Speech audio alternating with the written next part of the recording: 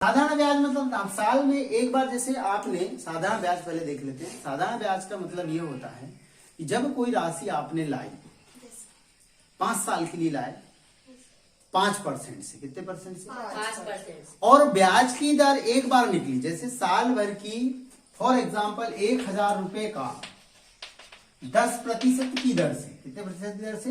10% आपने उठा के लाए कितने साल के लिए? मान लो 3 वर्ष के लिए। कितने वर्ष के लिए उठा के लाए बेटा? 3। अब 3 वर्ष की उठा लाए तो साधारण ब्याज अगर लगेगा तो देखो 1000 का 10% कितना होता है?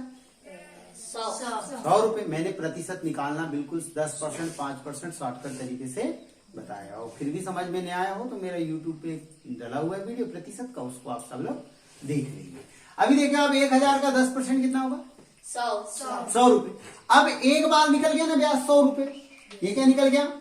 ब्याज 100 रुपए। तो 3 साल का 100 रुपए ही लगेगा, मतलब पहले साल का 100 रुपए, दूसरे साल का भी 100 रुपए और तीसरे साल का भी 100 रुपए। मतलब अगर 3 साल बाद वो देगा तो टोटल कितने रुपए देगा? 1300 रुपए। कितने रुपए देगा? 1300। इसको बोलते हैं साधारण ब्याज। एक बार ब्याज की राशि निकली तो दोबारा उसमें कोई चेंज नहीं होता। जो कि चक्रवृद्धि ब्याज में ब्याज पे ब्याज दिया जाता है। कैसे पे क्या दिया जाता है? ब्याज पे ब्याज। उसको बोलते हैं चक्रवृद्धि ब्याज। और साधारण में ब्याज पे ब्याज नहीं दिया जाता है। एक बार ब्याज की गणना की जाती है, पता चल गया कि साल भर का 100 रुपए लगेगा तो 2 साल का 200 हो जाएगा, 3 साल का 300 हो जाएगा, जितने साल के लिए होगा उतने साल रुपए। समझ में आया बेटा? ठीक। इसका एक सूत्र भी है, तो पहले हम साधारण ब्याज ही पूरा कंप्लीट कर लेते हैं। साधारण ब्याज सबको वैसे बनता है, लेकिन मैं आपको बता रहा हूं कि कभी कभी क्या होता है, हमेशा ब्याज ही ज्ञात करने को नहीं बोलता। क्या? ब्याज ही ज्ञात करने को बोलता। हम आज सब पढ़ लेते हैं, मूलधन किसको कहते हैं, मिश्र धन किसको कहते हैं, ब्याज किसको कहते हैं। ठीक है, देखो इधर जितनी राशि उठाई या ली जाती है, जैसे लिखा हुआ है 1000 का 10% की दर से 3 वर्ष का, कितने वर्ष का? 3 वर्ष का ब्याज।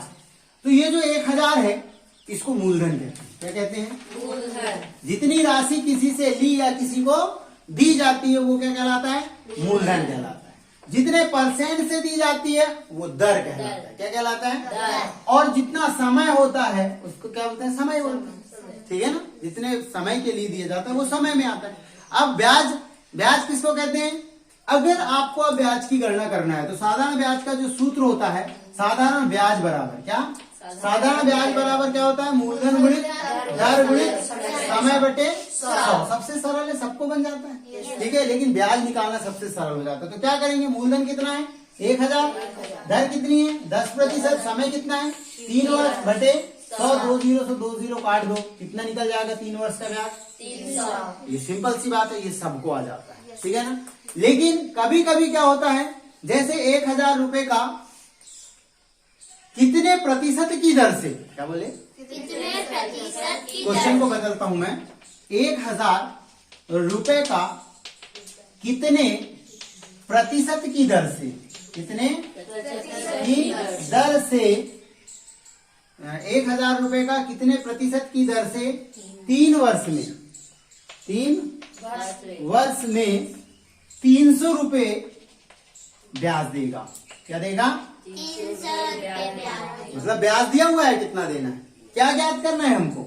दर ज्ञात करना है। जब आपको दर ज्ञात करनी हो, कोई भी चीज ज्ञात करना हो, 2 चीजें, एक फॉर्मूला याद रखोगे आप। एक होता है आई गुणित 100 बटे 3 चीज बची इधर, कौन कौन सी? पी, आर और T. P R T. P means मूलधन, आर मीन्स दर और टी मीन्स टाइम, समय। ठीक है ना?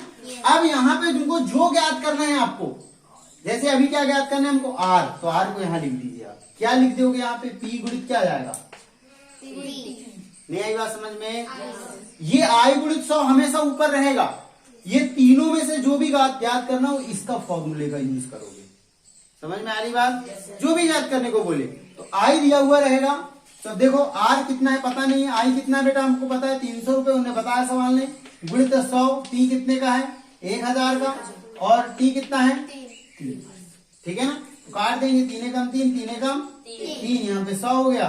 1 2 1 2 कट गया, और 1 0 से और 1 0 काट दो, ये 10% आ गया। आगे बात समझ में? Yes sir. ठीक है ना? 10%। अगर हमको पी निकालना हो क्या निकालना हो, पी निकालना हो, आर और टी दिया हो और ब्याज दिया हो तो निकल जाता है।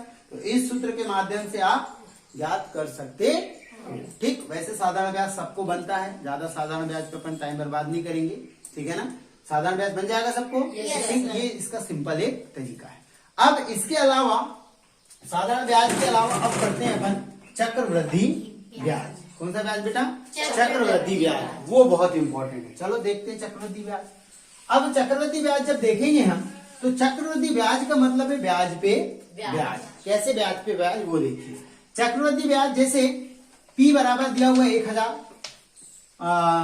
N बराबर दिया हुआ है, N मीन्स यहाँ पे अब थोड़ा बदल गया, जो समय है उसको N से दर्शाओगे। किससे दर्शाओगे, N से। यहाँ 3 वर्ष हो जाएगा। और मान लो R दिया हुआ है कितना, 10%। P मीन्स मूलधन, समझ में आ गया, मूलधन समझ में आ गया। N मीन्स समय और R मीन्स दर। हमको क्या याद करना है, ब्याज याद करना है। क्या याद करना है बेटा, ब्याज। और मिश्र धन भी होता है। मिश्र धन को कैसे दर्शाते हैं, ए से। किसे दर्शाते हैं, ए से। मिश्र धन निकालना हो तो क्या करेंगे, मूलधन में ब्याज की राशि जोड़ देंगे। जब मिश्र धन निकालने को पूछ लिया कभी तो क्या करोगे, क्या करोगे, मूलधन और ब्याज को जोड़ दोगे। अच्छा, मिश्र धन दिया है और मूलधन दिया है, ब्याज याद करना है तो क्या करोगे, मिश्र धन में से मूलधन को घटा देना, क्या निकल जाएगा, ब्याज निकल जाएगा। क्या निकल जाएगा बेटा, ब्याज। ठीक, अभी हम लेकिन क्या याद करना है, हमको आई इंटरेस्ट याद करना है, ब्याज याद करके देखना है। तो इसमें क्या करना, इसमें इसका जो सीआई का सूत्र होता है, किसका होता है, ये बहुत बड़ा है। मैं सीआई के सूत्र से नहीं कराता, ए से कराता हूँ। ए मीन्स मिश्र धन याद करने का सूत्र। किससे, बाद में मिश्र धन पता चल जाएगा। मूलधन पता है तुमको, मिश्र धन में से मूलधन घटा देंगे तो क्या बच जाएगा, याद तो ब्याज ही करना है, लेकिन मिश्र धन के सूत्र लगाओगे। कौन सा सूत्र लगाओगे, ये छोटा है, कंपटीशन के तरीके से बहुत अच्छा है, छोटा है, इससे जल्दी निकल जाता है। तो यहाँ पे जैसे लगाओगे आप ए बराबर पी, कोष्टक के अंदर 1 धन आर बटे 100 पूरे की घात एन। ये फॉर्मूला क्या है, ए बराबर बोलो, ए बराबर पी, कोष्टक के अंदर 1 धन आर बटे 100 पूरे की घात एन। अब देखो ए निकालना है हमको, को पी कितना है 1000, एक आएगा। चक्रवृद्धि ब्याज याद करने का सूत्र है ये, किसका है, चक्रवृद्धि का। अब आर कितना है यहाँ पे 10 बटे कितना हो जाएगा, पूरे की घात 3 आएगा ना, एन की जगह कितना जाएगा, यहाँ पे 1000 का 1000। इसको चाहो आप तो पहले काट सकते हो, ठीक है ना, नहीं कर दो तो पहले जोड़ दो। तो अब परिमेय संख्याओं को, भिन्नों को जोड़ना और घटाना मैंने सिखाया हूँ। ठीक, सबको बन जाता है। यहाँ पे 10 बचा, 10 और 1 का एलसीएम कितना आएगा, 10। 1 का भाग 10 में दी, 10 बार गया, 10 का गुणा 1 में करे कितना आएगा 10। यहाँ 10 का भाग 10 में 1 बार गया, 1 का गुणा 1 में करे 1, पूरी घात कितनी आ गई 3। तो ए बराबर क्या हो जाएगा 1000।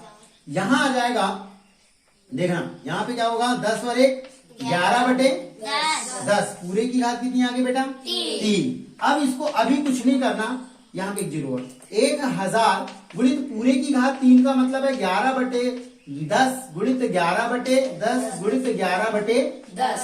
समझ में आ रहा है, घात का मतलब होता है उसको उतनी बार लिखना। अब देखो 1 2 3 0, 1 2 3 0 कट गया।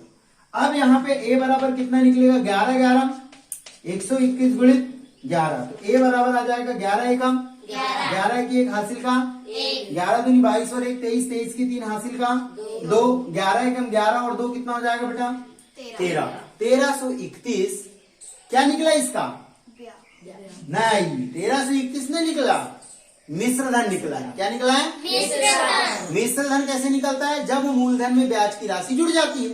यानी कि ब्याज की राशि इसमें है, लेकिन इसमें और क्या है, मूलधन भी है। इसमें क्या क्या, 2 चीज कौन कौन सी है, ब्याज भी है और मूलधन भी है। अब हमको अगर ब्याज ज्ञात करना है, क्या ज्ञात करना है बेटा, तो a माइनस पी कर दो। a कितना है 1331 माइनस 1331 रुपए क्या निकल जाएगा, ब्याज निकल जाएगा। जो कि 3 वर्ष का हमने साधारण ब्याज निकाला था तो कितना रुपए निकला था, 300 रुपए निकला था। जो कि चक्रवृद्धि ब्याज कितना निकल गया, 331 रुपए। आई बात समझ में। तो चक्रवृद्धि ब्याज में और साधारण ब्याज में क्या अंतर है, समझ में आ गया। अब ब्याज की गणना कैसे करना है समझ में आया। ठीक, इस तरह से हम और एक सवाल करके बताऊंगा, और एक सवाल करके बताएं। चलो एक सवाल और देखो, अब इसको नोट कर लेंगे सब लोग, नोट करना बहुत जरूरी, नोट करो जल्दी से, पहले नोट कर लो। ठीक है, नोट करो। ठीक है, ये सवाल को आप क्या पहले करके देख लीजिए आप। ये सवाल दिया हुआ है, इसमें ए और आई ज्ञात करना है। क्या करना है? ए और आई ज्ञात करना है। ठीक, तो ए मीन्स मिश्र धन, आई मीन्स इंटरेस्ट। ठीक है, ब्याज ज्ञात करना है। सेम फार्मूला यही लगाना बेटा। ठीक है ना, अगर ए ज्ञात करना हो, आई ज्ञात करना हो, दोनों कंडीशन में आप यही लगाना। ठीक है ना, कुछ भी हो इंटरेस्ट वाले में तो यही सबसे अच्छा शॉर्टकट छोटा है, मिश्र धन का लगाना। जो ब्याज का सूत्र है वो बहुत लंबा है, मैंने अभी बताया था तुमको। इसमें लगाने में सरलता है। क्या सरलता है देखते हैं। ए ज्ञात हो जाएगा, पी कितना है? 25,000। 25,000। एक आर कितना है? 20 बटे कितना हो जाएगा? 100 100। पूरी ज्ञात कितनी हो जाएगी बेटा? 4। तो ए बराबर हो जाएगा 25,000। अब यहाँ पे हो जाएगा इसको काट दूं क्या? Yes sir. तो एलसीएम कितना निकलेगा? 10 10। तो यहाँ पे आ जाएगा 10 बार का 10 से कम 10 धन 2। बुरी की घात कितनी हो जाएगी? 4। ठीक, तो ए बराबर ये एलसीएम सबको जोड़ते आता परिमेय संख्याओं को भिन्नों का जोड़ना और घटाना। Yes. नहीं बनता तो देखो मैं बार बार बोल रहा हूँ कि मेरे यूट्यूब चैनल पे डाला हुआ है, उसको आप लोग देख लोगे। बार बार वही चीज नहीं पढ़ाई जा सकती। तो आप ये भिन्नों का जोड़ना और घटाना, मैंने गुणा और भाग सब एक डाल दिए इसमें। ठीक, तो वो वीडियो आप एक बार पहले देख लेंगे। अब यहाँ पे क्या होगा? ये 25,000 है, यस सर। तो ये 25,000 ले लीजिए। यहाँ पे क्या हो जाएगा? 10 और 2 12। यहाँ पे जाएगा कितना? 12 बटे 10। पूरी घात कितनी? 4। 2 छिंग 12 और 2 पंचे 10। तो ए बराबर क्या हो जाएगा? 25,000। देखो गुणित 6 बटे 5 गुणित 6 बटे 5 गुणित 6 बटे 5 गुणित 6 बटे 5 कितनी बार लिखेंगे? 4। 4 लिख दी। अब काट देंगे। 5 एकम 5 5 हम 25 1 2 3 0 लिखा दी। 5 एकम 5 5 एकम 5 1 2 3 0। फिर 5 एकम 5 और यहाँ हो जाएगा 5 दूनी 10 और 2 0। फिर 5 एकम 5 और यहाँ हो जाएगा 5 के 20 और 1 0। अब किस किस का गुणा करना है? देखो सब कट गया। तो ए बराबर किस किस का लिखोगे? 40 गुणित 6 छिंग 36 गुणित 6 छिंग 36। 36। समझ में आया? Yes sir. अब ए बराबर निकालना है, तो इन सबका क्या कर लो? गुणा कर लो। आपका आंसर आ जाएगा। ठीक, बनेगा कि नहीं सबको? बन जाएगा बेटा। इनका सबका गुणा करना, तो क्या निकलेगा? ए निकलेगा। क्या निकलेगा? ए निकलेगा। इसके बाद ए में से क्या घटा देना? पी घटा देना, तो क्या बन निकल जाएगा? आई निकल जाएगा। इंटरेस्ट निकल जाएगा। बन जाएगा। Yes sir. इसी तरह कभी कभी सवालों में जरूरी नहीं कि हर बार ए और आई ज्ञात कर दे, कभी एन पूछ लेता ज्ञात करने, यस सर। तो ए दिया हुआ रहेगा। क्या दिया हुआ रहेगा? जब एन पूछे ए दिया हुआ रहेगा तो ए इधर रखना पड़ेगा। Yes sir. ठीक है ना, कई बार ऐसा हो जाता है जब दिया हुआ रहता है तो हल करते हैं। ठीक है, तो ये सवाल जो है ये राष्ट्रीय मेंस के पेपर में, ठीक है, नवोदय के पेपर में, ठीक है ना, इनमें जरूर आते हैं। इसी टाइप के क्वेश्चन होते हैं। बस बदल क्या देता है वो कभी कभी चेंज करता है कि हमको इसमें से कोई एक याद करने को। ठीक, बन जाएगा। इसको नोट करो और उसका आंसर निकाल लेना, गुणा कर लो।